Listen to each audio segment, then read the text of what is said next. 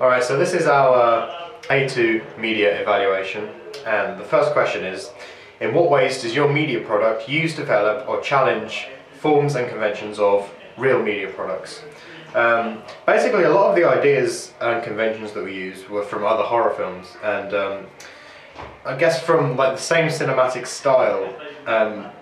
During our research and planning, we were looking at films like REC and films from the Paranormal Activity series, just so we could get an idea of conventions, and the shaky camera was definitely a foundation in that.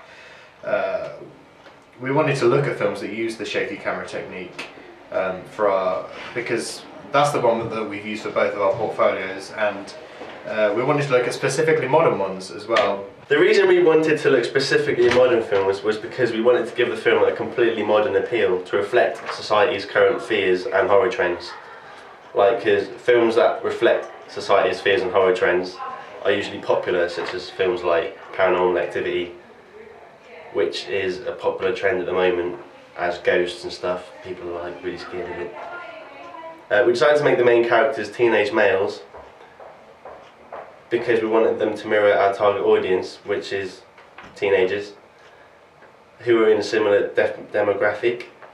We also wanted to make the film so convincing and real that the audience could feel like the same thing could happen to them, which also goes with Zuckerman's theory of the sensation seeking, because people go to watch a film because they want to experience what's in the film, pretty much. The film doesn't challenge actually that many conventions. It's an original horror meant to be a modern twist. We used all the time-old classic conventions such as the darkness, paranormal beings and lots of suspense.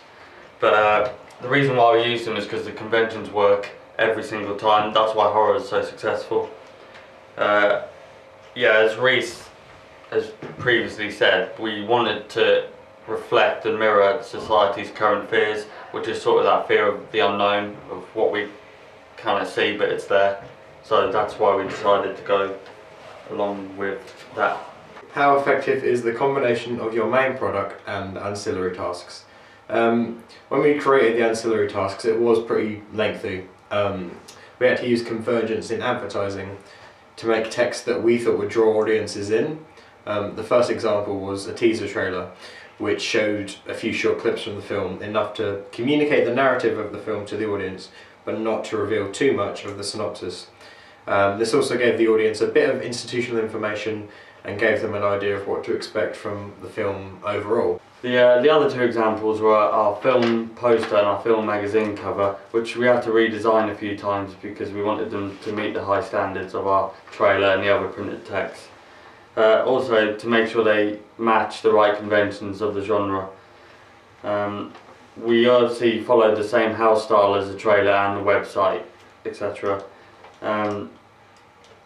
And so the printed advertisements gave the audience the same expectations and same feel about the whole brand that was our film. What have you learned from your audience feedback? For our ancillary tasks, we showed our own individual designs to some people of the demographic of our target audience and got them to vote for their favourite design, and also feed back to us what they thought worked and what they thought didn't. The voting results were interesting as the audience liked certain features of all of our ideas which were put together. So we ended up morphing all three of them, which proved to be the best thing as the final product was really effective. So we all made 3 different posters, 3 different magazines each, and the audience voted which bits they liked from each magazine and poster, and we used that to make an ultimate poster magazine to make it better. We also conducted a questionnaire on the horror genre and why people watch it. Our findings prove that our audience finds paranormal sort of psychological horrors scary, and they prefer seeing them in a group rather than alone, and they watch horrors for the adrenaline that they get off them. We use this useful information to improve all our media text. Question 4, which is, how did you use media technologies in the construction and research, planning and evaluation stages? Technology was definitely a crucial point to this entire project, mainly because our research and planning and our final task and ancillary tasks and evaluation actually were all published onto a website, which meant that everything had to be in the correct format and in the right house style. throughout everything in creating all of our tasks. One of the things that had to be maintained was the consistent house theme and general horror aura, including the website. We used Paint and Microsoft Word to create the graphic title of the film, which is used in all of our productions. We stuck to a simple colour scheme of black, red and grey throughout everything we did. The pieces of research and planning even stuck to that same colour scheme. It's really important in horror to be consistent with your house theme and construct a sinister register to attract our primary audience, similar to the hypodermic needle theory, which is definitely the approach we were going for with this. The final trailer was edited on a piece of software called Power Director, which was published by Cyberlink, and it was effective in this case because it did have quite a basic timeline, and at times it wasn't very efficient, but it did come with tools that were more advanced than Windows Movie Maker, which is what I was using previously and what I used for last year's Foundation portfolio. Some of the tools that included were being able to overlap videos with the PIP track, which made it much easier and simpler to switch between two different videos simultaneously. Power Director also came with a modifying tool which allows us, the user, or as we all did, to adjust the colour, contrast and the backlight settings on a clip, which was really useful. It had some much smoother and more professional looking video effects and transitions.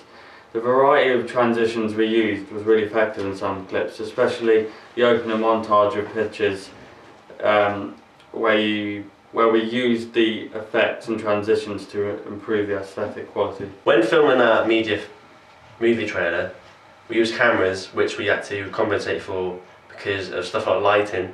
We found it difficult because it was hard to get the camera to focus on certain places, and there was this particular shot where it was the mirror scene. It was hard to get ourselves into the shot, which took quite a long time to get properly done. So we had quite a bit of difficulty using technologies in those areas. And that's our evaluation.